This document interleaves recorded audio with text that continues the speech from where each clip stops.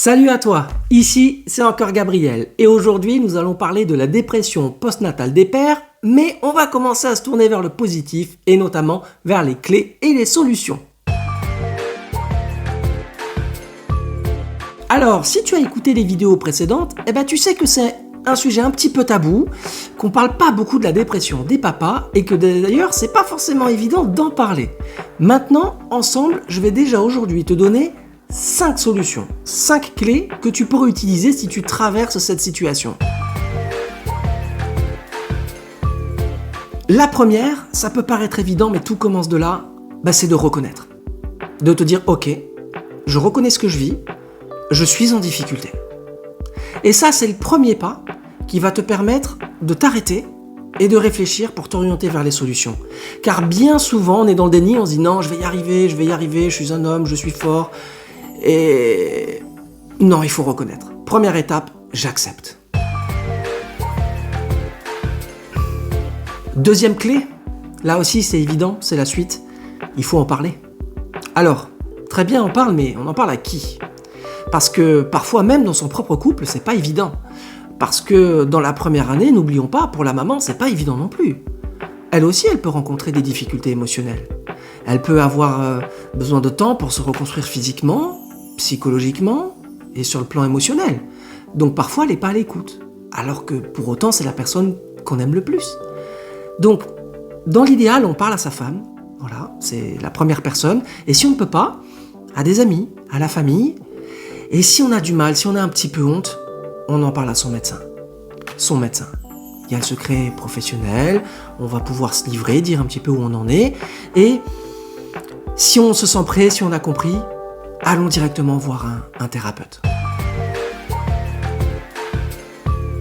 On va prendre soin de son corps. Parce qu'on parle de maladie mentale, on parle d'émotions, de psychologie, mais il y a le corps aussi. Moi, je me souviens, dans ma première année, j'ai presque arrêté toute activité sportive, j'avais plus de temps, enfin, du moins je me le donnais plus. J'ai compensé aussi en me nourrissant un petit peu moins bien, donc j'ai pris un peu de poids. Donc le combo fait que si physiquement on se sent pas bien, ça peut aussi avoir un impact. Il faut prendre soin de son corps, de son sommeil, c'est important. Vu qu'on dort pas beaucoup, qu'on dort moins, essayons de faire quelques siestes. Essayons d'avoir des petits temps de récupération, peut-être un petit peu de méditation.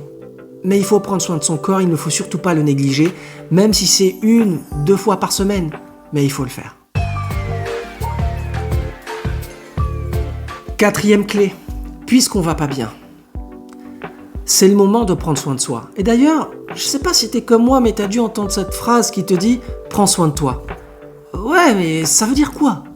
Je suis au fond du trou, tu crois que c'est intentionnel, que je m'y suis mis ? Non, qu'est-ce que ça veut dire prendre soin de soi ?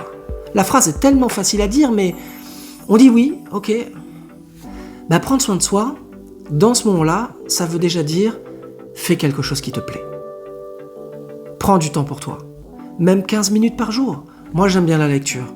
Tous les jours, je lis un peu. Mais ça peut être une promenade, une balade. Ça peut être d'aller faire de la moto, un peu de sport. N'importe quoi. Mais chaque semaine, prends un moment pour toi. Pour te reconnecter à tes émotions, pour réfléchir, pour changer un peu d'air. Reconnecte-toi à ton intérieur. Cinquième clé, tu vas demander de l'aide, parce que tu ne peux pas y arriver tout seul. Même si tu as résisté, même s'il y a des choses que tu as réussi à faire par toi-même, le chemin, il est difficile, il est long. Voilà, l'arpenter va te fatiguer, et donc si tu peux avoir du soutien, c'est mieux. Lequel ? Peut-être un thérapeute. Ça peut aussi être un groupe de parole, sans jugement, dans un espace dans lequel tu vas être entendu. Ça peut être avec des amis. Mais en tout cas, il faut aller demander de l'aide. Voilà. Et quand on peut en avoir plusieurs, c'est génial, ça fait du bien. Je voudrais rappeler une chose aussi qui est vachement importante. Vraiment, ce que tu vis ne te définit pas aujourd'hui. Tu seras un bon père, tu seras un homme bon, mais tu as le droit de traverser des difficultés. Oui, tu peux tomber, mais ce qui compte, c'est de te relever. C'est ça qui importe. Donc oui, tu as le droit. Tu as le droit de souffrir, tu as le droit d'avoir de la peine, et ne t'inquiète pas, ça ne te définit pas. c'est un passage ponctuel. Alors dans la dernière vidéo, eh bien je vais m'adresser plutôt aux gens autour du papa, à ceux qui l'accompagnent. La maman, la femme, la mariée, les parents du papa, qui peuvent être un soutien important, les amis aussi. On va parler d'eux parce qu'ils sont un soutien très important, à la fois dans l'écoute, à la fois dans la bienveillance, mais également dans des actes concrets du quotidien. Merci de m'avoir écouté et prends soin de toi.